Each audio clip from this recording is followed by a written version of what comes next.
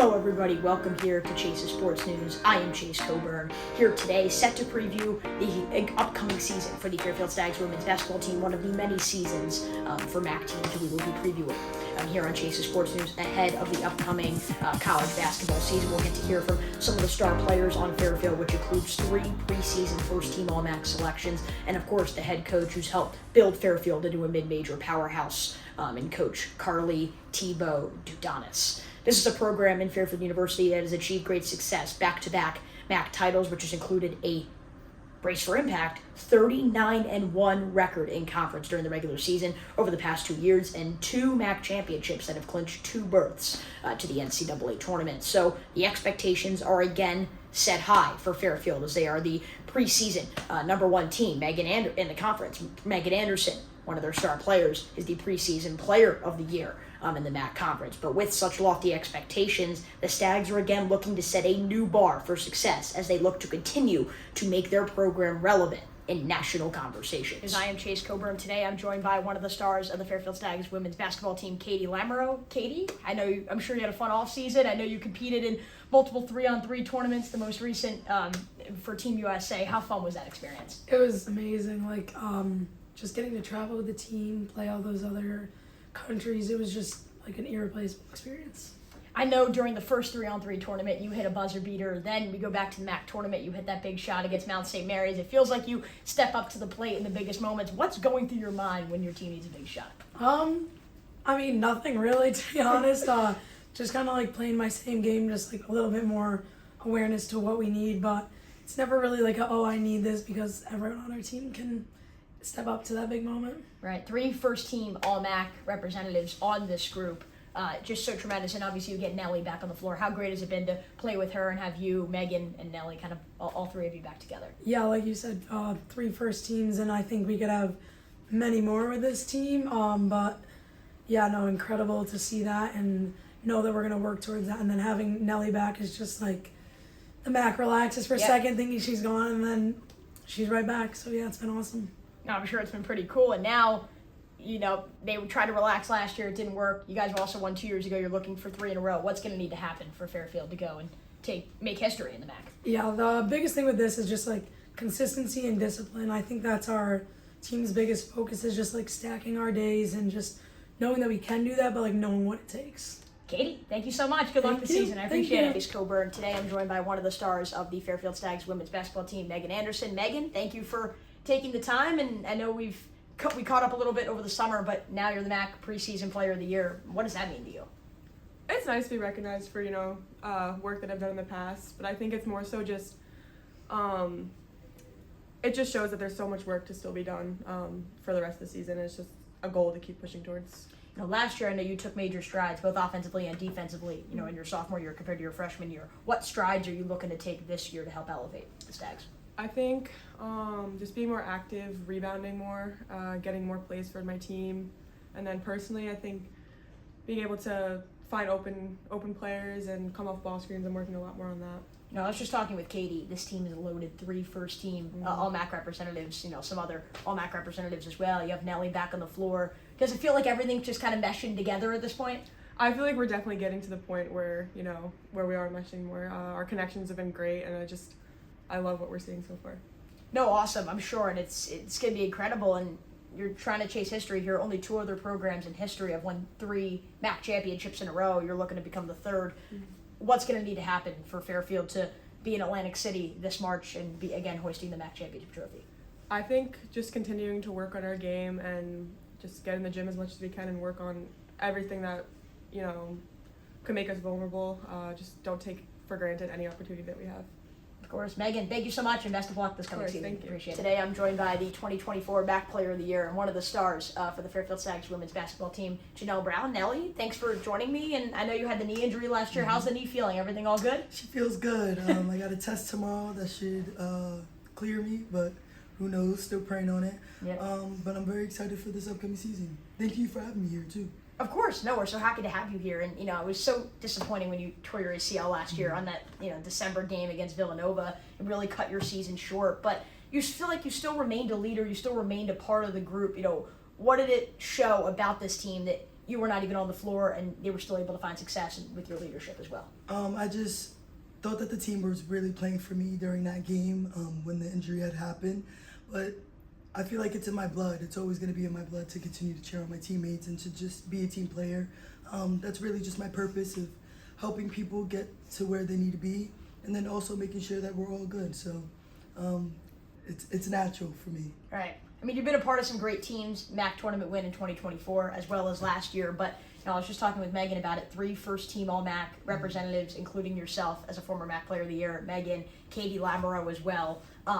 Does it feel like really everything's coming together? How dominant is this team now, and what's going to be your final collegiate season? I think that we have a lot of talent. This is the most talent that we've had throughout the board, and our depth is really just stupid.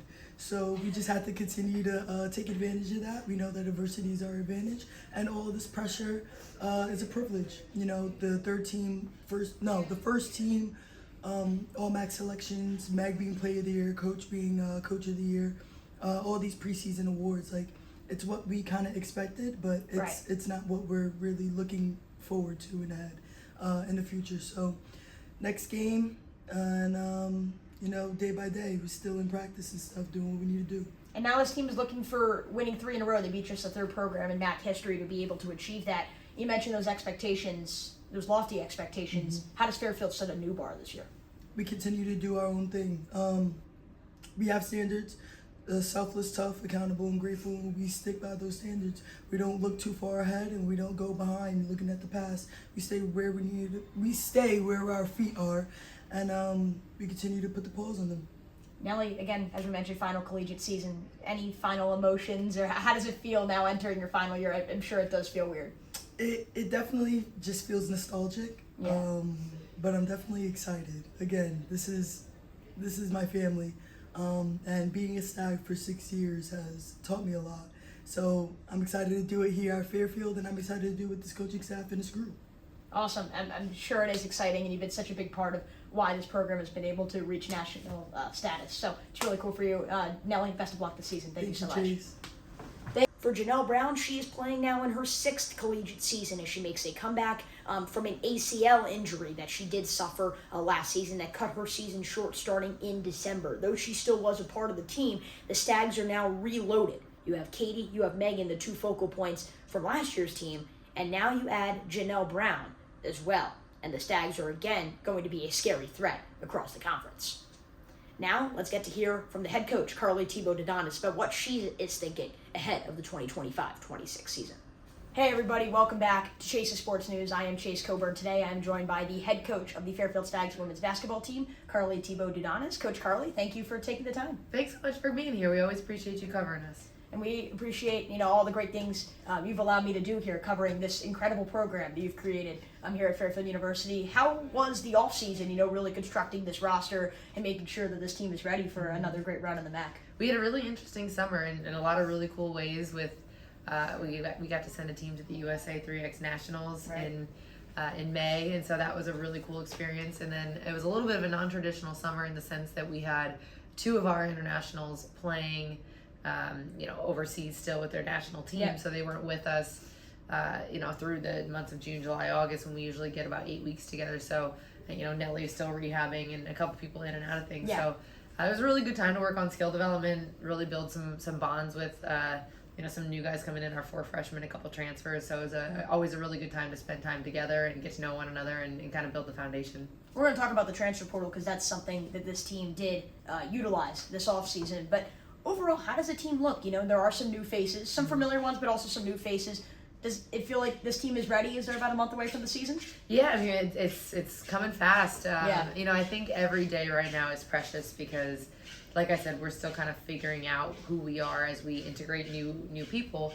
I think we're going to look different from last year's team in some really good ways, in some ways that we have to figure out where we can adjust. So, for example, we're a little bit bigger across the board. We aren't, 6'5" still, but we are. Some of our guards are a lot bigger. We added length with, Ali from Penn State and Milou from the Netherlands, Selen from Turkey, Jalen from NAIA. So we added, 6 foot and bigger across the board, so we can have lineups that are pretty big.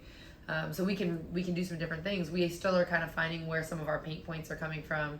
We're still, continuing to work on our chemistry with how to find post touches, interior catches, things like that. But I'm excited about how it's coming together, and they're understanding how to play with one another and win some games. And I mean, with these new faces, you did have 3 preseason first-team All-MAAC selections in Janelle Brown, Megan Anderson, and Katie Lamoureux. They've just been so incredible, and now it feels like they all are reaching the prime of their careers together now, in a sense, for this season. So what is it Nelly been just wanted one more year with those guys. Of course, I think she just had to. So what's it going to be like to kind of watch them operate both as leaders and as players? Yeah, I mean, I think that's the beauty of it, is that Meg was preseason player of the year, but you can make an argument for all 3 of them that they deserve it. And so we do have a 3-headed monster. I think that's one of the reasons we've been able to be consistent, because, depending on if somebody has a bad night, there's several other people there that are able to pick up the slack, and not only just those 3, but our depth as a whole. But I think the fact that those guys have played, 3, this is their 3rd year together, has really allowed them to know each other's strengths, put them in positions to be successful.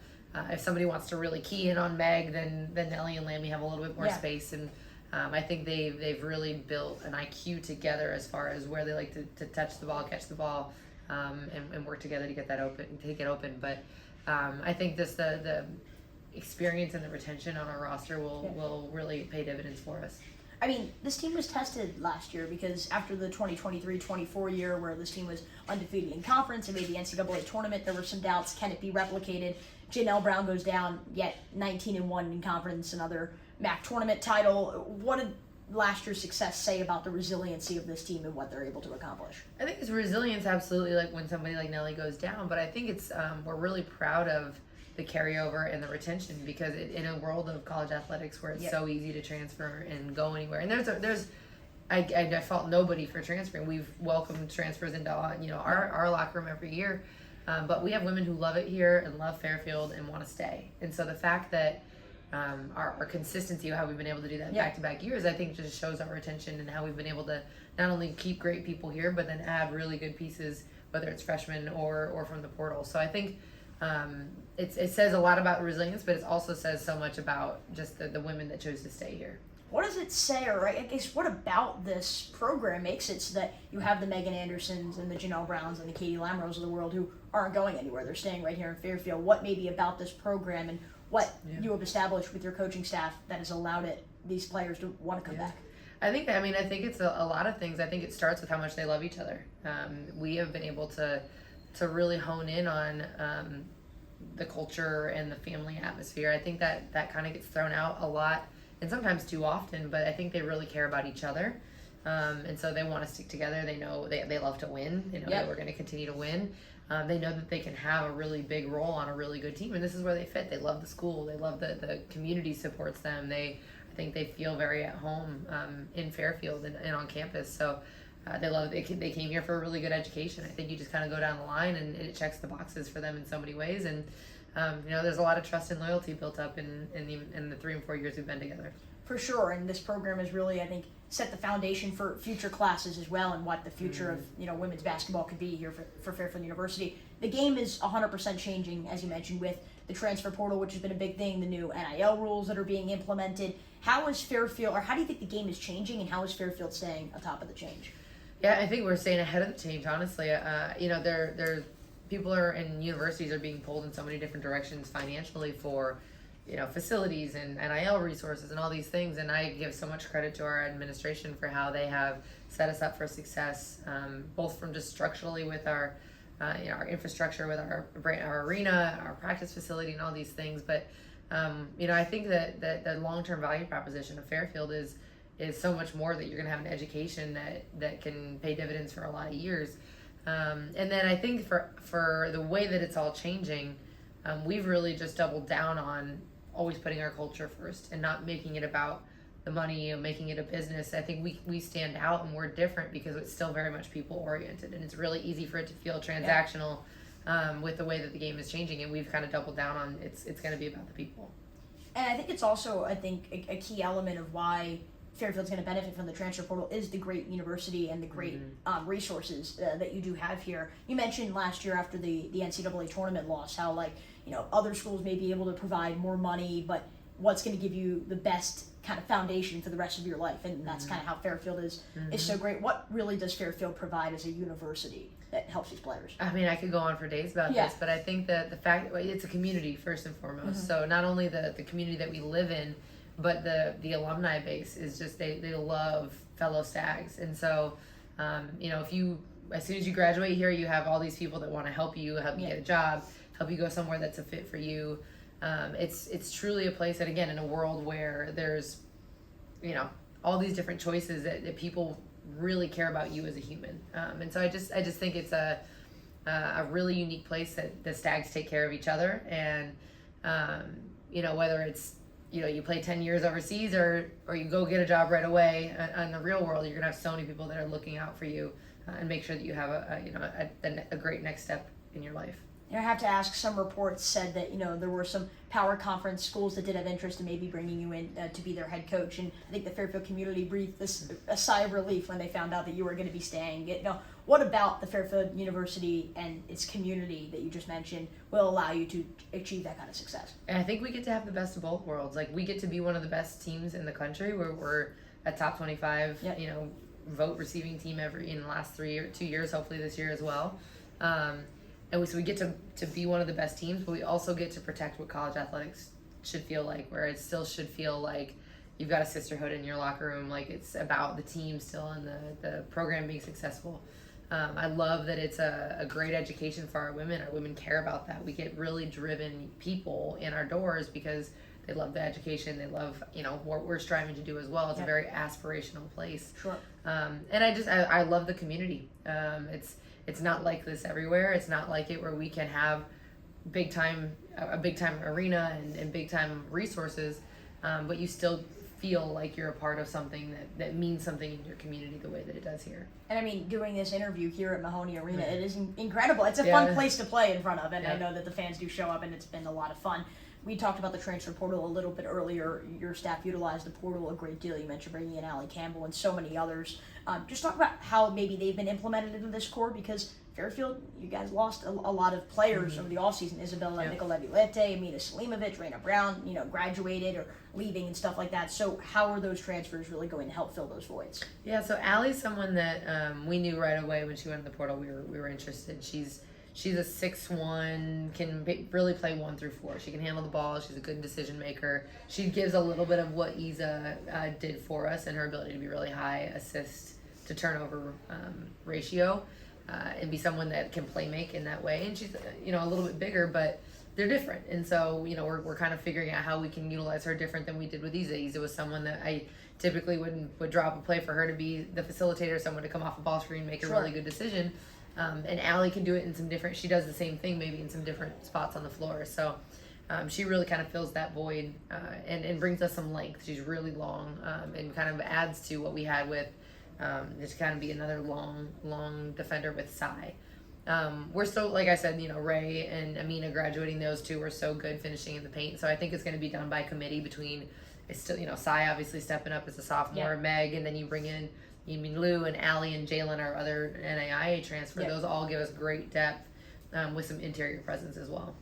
No, for sure, and clearly this roster is ready to run the table again in the MAAC. The preseason rankings again rewarded Fairfield #1 MAAC preseason. I think it was 5 total all MAAC selections. Megan as the player of the year, as you were talking about. But with such lofty expectations, how does Fairfield again set a new bar for success? I think that we are always going to have to work really hard to win the MAAC. I mean, it's a great league. It's a basketball league. We know that is the ultimate goal each year and every year. And I think that the beauty of having the carryover and the retention of our team is that they want more. Right? So we've been able to win the MAAC. So we know that's not given, that we have to win the MAAC to continue to play in March. But they want to win games in the NCAA Tournament. And they know we have a large gap to close there. So it starts in a really hard non-conference schedule to give ourselves the best chance at great seeding on the back end. But then to try and take that next step as a program and win games in the tournament. And out of conference slate is certainly a tough one. Multiple ranked games in there, including North Carolina, which is 11th ranked in the AP poll, Iowa 21st.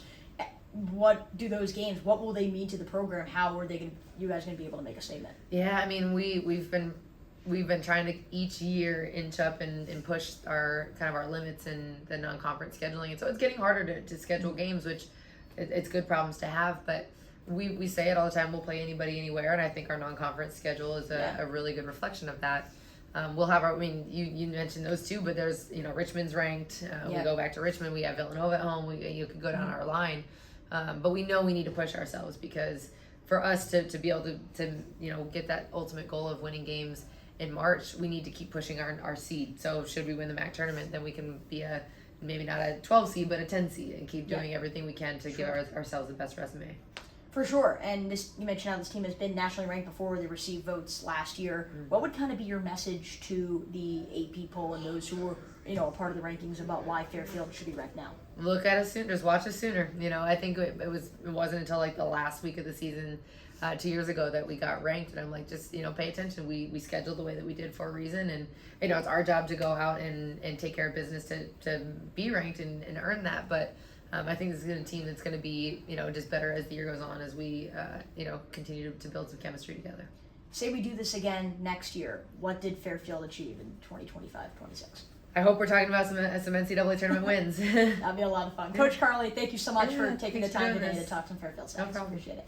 Thank you so much. We will wrap it up here from Chase's Sports News. I am Chase Coburn, here ahead of the Fairfield Stags 2025-26 season. Next month, as they face Villanova on the road, which again includes a very tough out-of-conference slate, as Coach Carly was just talking about, which includes games against North Carolina, South Florida, and Iowa, some of the best teams in the entire country. But there is no reason to doubt the Fairfield Stags, and I do not be surprised to again see them in national AP Top 25 ranking conversations later on this year. The Stags look for a third straight MAAC tournament. Stay tuned here on Chase's Sports News and follow me across all social media platforms that are popping up here on the screen so you do not miss any of my coverage with Fairfield U throughout the course of the season.